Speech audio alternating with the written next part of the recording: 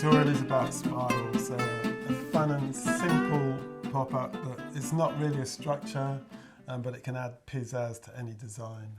The materials we'll use are glue, scissors and card, and all these materials are explained in full in the introductory tutorial to this series. So we'll start with the base. We just fold the base in half, no measuring, just crease it thoroughly, crease it really thoroughly, fold it back on itself, crease it again and again, and one more time.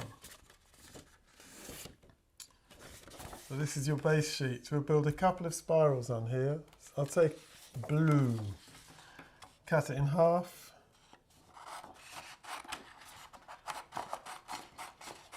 and I'm going to make two spirals in this case. So you've got to make sure it fits within your base, and we'll cut that in half as well.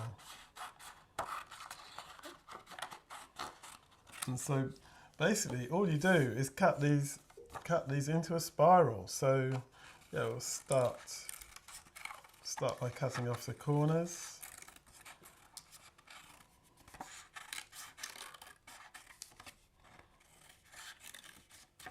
Right, and then off we go. Don't cut it too wide or too narrow, and just keep going round. It doesn't actually have to be circular. It could be square, could be triangular, could be a wiggly line. I just quite like spirals, so you can go all the way to the middle, or you can cut out the middle.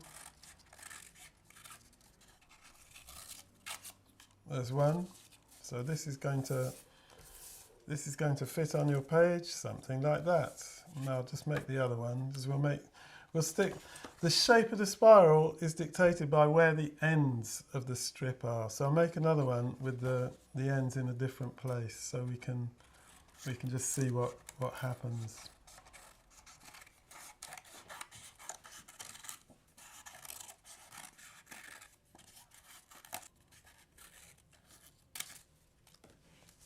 Okay, so this one, we're going to put it like this, so the one end is up near the outer edge and the other end is glued near the middle. The other end we're going to have, well, I'll just glue it and then you can see. So you start by putting a dab of glue underneath at one end. So we'll put it underneath there, and you really don't want this to ooze around, and so right there we are. We'll just glue that one down, leave it a minute to go off. This one we'll put the glue on it,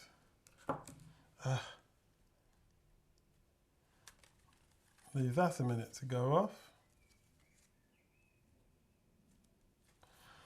We've got glue there. Now put glue on a dab of glue on the top at the other end. I seem to be getting glue everywhere. Anyway, here we are. Smear it a little bit. Smear it a little bit. So you've got glue underneath at one end, and you've got it on top at the other end. Close it down. So just press it firmly, make sure it's glued soundly, then you open it up. And according to where the ends are, where they lie in relation to the outer edges and where they lie in relation to the central gully, so you'll get different shapes.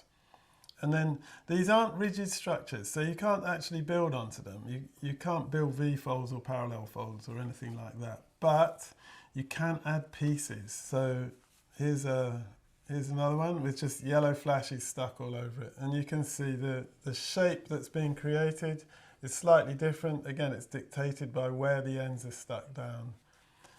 You can also make multiple ones. So here's one with multiple spirals. So you open it up, and the way you have to make these, you stick one down, and then you have to weave the next one in and stick that down, and then the third one, and so on. And again, if you wanted to add these sort of flashes all over it, you can add stars or anything else, but you can't use them as structural shapes. So I'd just like to show you some in a couple of books. And here we have The Haunted House, Jan Pienkowski, and here's the spread. There's a monster coming through the wall, and it's got spirals attached, jazzing up the pop-up design. And there's another one here in Robot. This is a really extreme spread. Here we go. It's the Grandpa Robot. This has got 2 spirals, giving a delightfully chaotic effect. One is actually a spiral, and the other is just a wiggly shape. When you close it down, you can see this one is a spiral, but this one is it just wiggles around all over the place. And that's it. And there's more about spirals, more examples in my book, Pop-Up Design and Paper Mechanics.